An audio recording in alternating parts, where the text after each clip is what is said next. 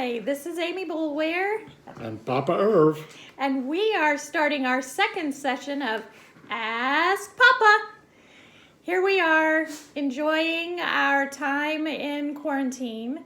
And my dad, who does not understand social isolation, he's the most social person I know, and he's going crazy. So we decided that we were going to start this and asking him questions that our friends and people that we know want to know, because he's a great storyteller. So anyway, we thought this would be a fun way of documenting our time together during quarantine.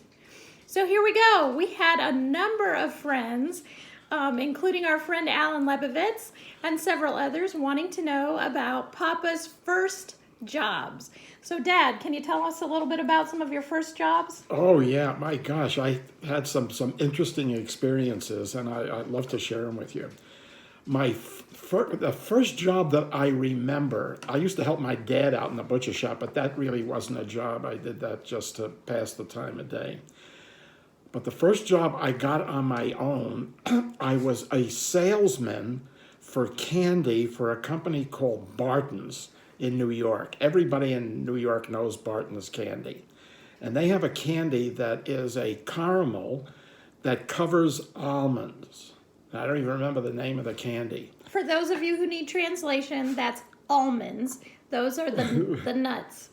And my assignment was not to sell candy, but to give it away. And I only lasted 2 weeks, and I didn't give away a single pound of candy. Why? My assignment was in the garment district, and I was going up to showrooms where they had all kinds of models waiting around to model the clothing that they were selling. And nobody wanted candy around. And the objective of my job was to give candy to whoever made the decisions in the company, so that they would actually buy the candy for Christmas presents. It lasted 2 weeks, and they asked me to leave because I didn't give away a single pound of candy. So immediately after that, I still, wanted to do some work, and I somehow got a job again in the garment district. And this one lasted about a month. And what it was, I was working for a fabric company. There were small dress houses in the garment district that couldn't afford to buy a fabric from, the large companies. And this guy had a company where he would sell short yardages to these small places. And it was cheaper for him to have kids like me deliver the fabric. And so here we are, we would put it into a push cart, and we would actually do the measuring, which was also an interesting experience, because he would always want us to add a couple of our yards to whatever order it was. And after 10 days, I told him that that's dishonest and I wouldn't do that. But I did do it for 2 weeks. And oddly enough, I was probably one of the few English-speaking pushcart pushers of fabric in the garment district, but it was quite an experience. Then I did that in high school. When I graduated from high school, I went to CCNY, and there was a notice on one of the bulletin boards that a fellow was looking for sightseeing guides for a company called Glass Dome Tours. I'd never heard of them, and I'll tell you about my experience with that. And I actually wound up doing that for 2 or 3 years as a part-time job while I was an undergraduate, and it was great. But what it was is we had small groups of people coming in, and we would do walking tours of downtown New York and some uptown. And in fact, the first day out, I had a group of 30 Catholic women from Cleveland, Ohio. Now, for those of you that know me, I grew up in a relatively Orthodox home, and I don't think up till that point I had ever been in a church. And one of the places that is on the go-around of Manhattan is the Cathedral of St. John the Divine. And in the cathedral, they probably have 40 to 50 different chapels. And they trained us, but none of it really meant anything to me because I had never been in a situation like that before. And the first day, I get 30 Catholic women from Cleveland. Here's this Jewish kid from the Bronx taking people to a church and expected to tell them all about it. Well, all I could remember was that the doors were made out of solid bronze and weighed 30 tons, and the window above the door was second in beauty to Notre Dame. Well, or Notre Dame, I think I called it Notre Dame. And I could not figure out what the hell I was telling them because I knew of Notre Dame as a football team that played in the Midwest. And what the window had to do with the football team was of absolutely no sense. And then we had the 40 chapels. Well, the first day out, I thought I was going to have to change my underpants. It was so bad. What was I going to tell these ladies? I couldn't remember a single name of any of the chapels, but I remember the door. So we're standing at the front door, 30 women and me, and I announced that there are there's a doors away 30 tons, made out of solid bronze, window above the door, second in beauty to Notre Dame. And my company does not believe in desecrating a holy place. We'll walk through in silent reverence. And as we're walking through, I'm really nervous. And right behind the altar is a souvenir shop in the church. And so the silent reverence really was broken once we got to the souvenir shop. But it was a really great job, and I did it for 2 or 3 years. I had another group, a group of Catholic high school girls that came up from somewhere in Pennsylvania with the Mother Superior. And that group I actually took out to dinner to a restaurant downtown. And I sat with the Mother Superior. And really nice lady, and we had a great conversation. And throughout the meal, the girls were coming up to the table and asking her for permission to go to the bathroom. And I am convinced that they were doing it just to embarrass her. Interesting sidelight, she was going to be leaving right after dinner, and she was going to be meeting with Sophie Tucker, who was, for some of you may know, she was a very well-known vaudevillian. And she and this Mother Superior were old-time friends. Another time, I took a group over to the United Nations. Now, at the United Nations, they had a requirement that an outside tour guide could not lead tours through the United Nations. So we had to buy tickets, and so I had a group of about 30 people, and I said, just wait here in the lobby, and I'll be right back. And I went and got the tickets. The company had made arrangements, but you had to have a ticket to get in. And I come back, and the group is gone. They went off on their own. And I guess they must have bought their own tickets, and I was really afraid to tell my boss about it. So I just distributed the tickets to friends of mine to go to the United Nations. But an interesting part, I had gone to the area that the United Nations was built on when I was a kid. My dad owned a butcher shop, and the slaughterhouse that he used to buy from was at that site. You talked about that last time. Did I? Yeah. Oh, I didn't remember that. That's all right. Okay. Okay, so our cousin Molly asked a very interesting question. It's a 3-part question. She wants to know what is the most important thing you learned from Mom, from my mother, Nada. What's the most important thing you've learned from your children? And what's the most important thing you've learned from your grandchildren? That's going to be a bit difficult. I think I learned everything that I know from Nada. Nada was a real calming essence of my life. But I think one of the things that would be a mark of the two of us is we learned to laugh right from the time we got married. And we had so many laughs over the years. And I mean, it was just a couple of stories. One, Nada had never cooked before we got married. She didn't have to. Her folks had somebody that cooked at their house. Well, and let's be clear, she was only 19 years old She was when 19 they years got old. married. And the first night that I came home from work after our honeymoon, Nada made steak. She bought a 4 or 5 pound steak for the two of us, and she had no idea what to do with it. But we mustered our way through it. How many days did you eat on it? Oh my God, it was forever.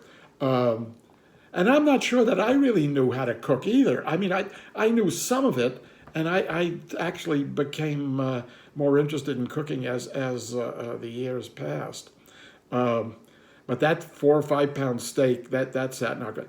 And we used to kid her that when she would make soup, she could have done it in a rowboat and give her oars to stir the soup. It took a while for us to get to know the size of the portions that we were going to be dealing with, and we had no money, literally had no money, and there was a store that was really close to our house called the Bilo. No, the Hilo. The Bilo was in Chattanooga. The Hilo. And Hilo had one of their bins was cans of food that had their labels taken off. At that time, they had paper, and they would sell them for a dime a piece. And so we would buy them, and we had some interesting stuff. And it was very inexpensive, but it was a real crapshoot of what we were going to do. What else did I learn from Nada? Whatever humility I have, which is very little, I learned from Nada. And she would know that if I wasn't having a good time, I would stop talking. And she would know it was time to leave. And it was, we had an unspoken rule, and we had never talked about that, but she recognized my moods very, very easily and very effectively. What did I learn from my kids? There I really learned humility. Raising kids, as those of you who are parents know, is not something you plan for, and you hope that you're leading your life so that your kids are learning from you and are modeling your behavior. Nada and I never had a discussion of how we were going to raise our kids. But I think the kids will tell you we were together. There were very few arguments that we would get into that involved the kids.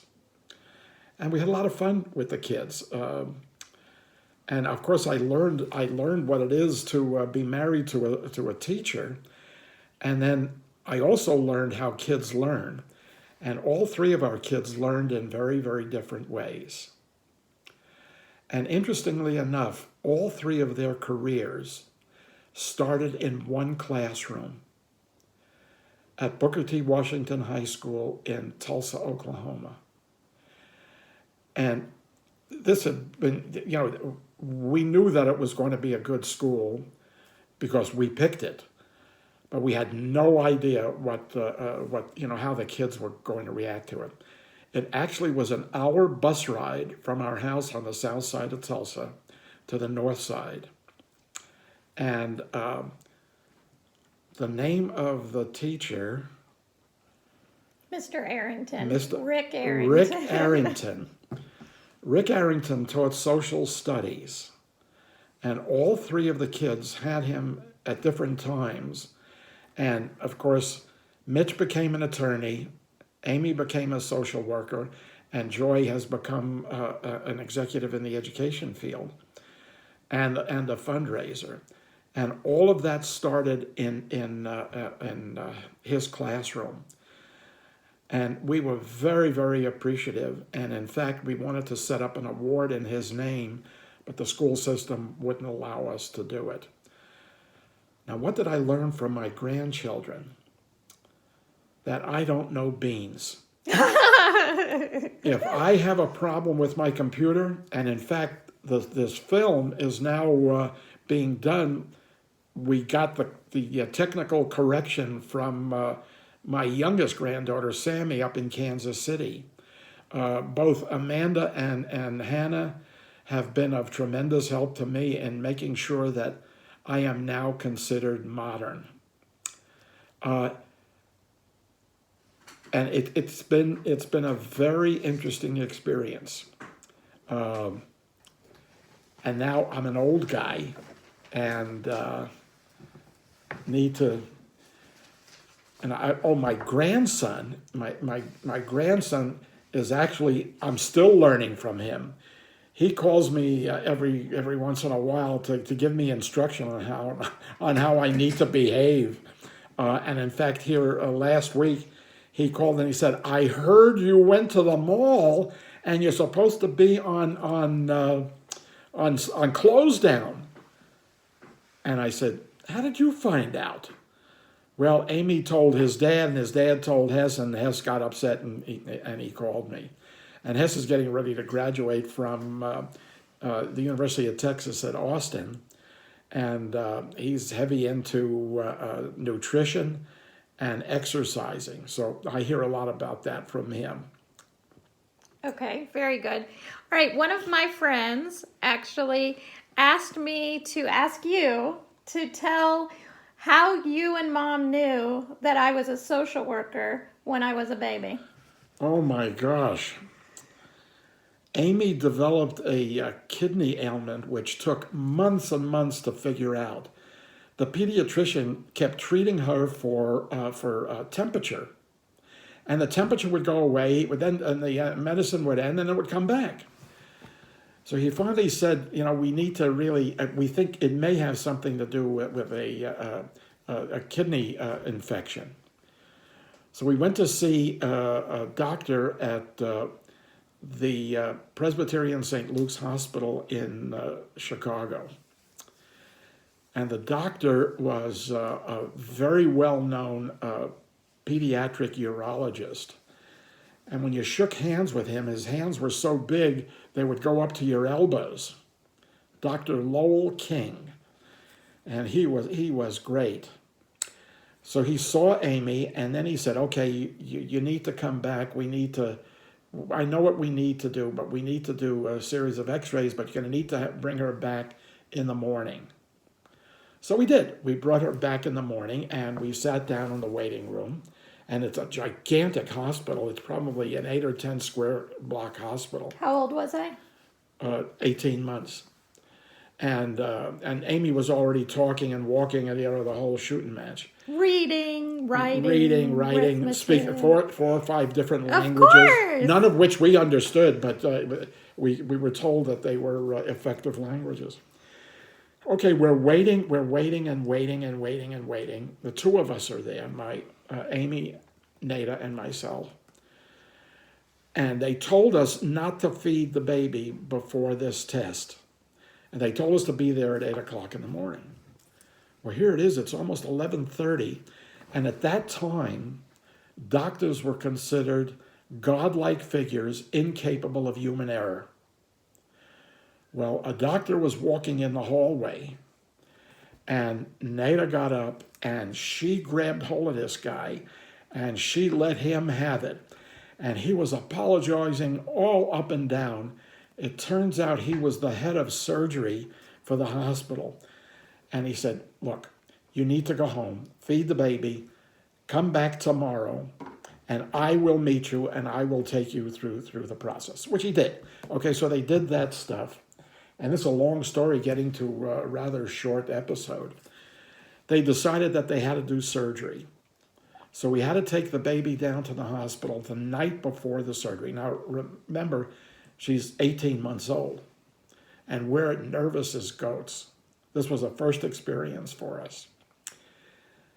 So we bring the baby down there, and at that time, they would not let the parents stay overnight. So we went home, but we couldn't sleep. At about midnight, the phone rings, and it's a nurse from the pediatric floor.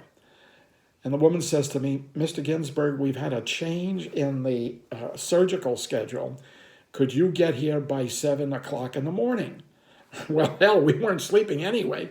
So at first, when I heard that it was the woman from the hospital, I thought she was calling to tell us that the baby had escaped or something.